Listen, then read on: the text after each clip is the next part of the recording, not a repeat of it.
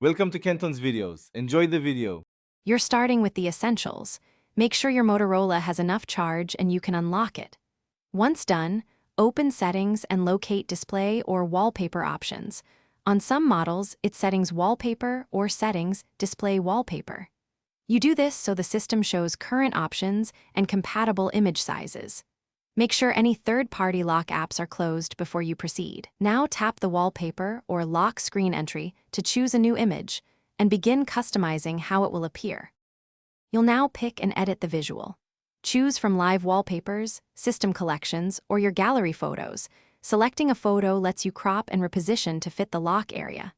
Tap Edit to apply filters, adjust zoom, or center the subject so notifications don't cover it.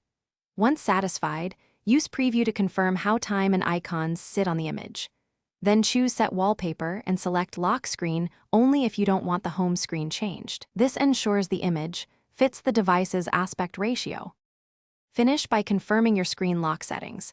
Go to Settings Security or Security and Location and set a PIN, pattern, or enable fingerprint. You need a secure lock for some wallpaper features.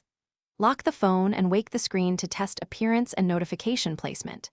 If the new lock screen didn't apply, make sure no lock screen apps override system settings, then reboot the phone.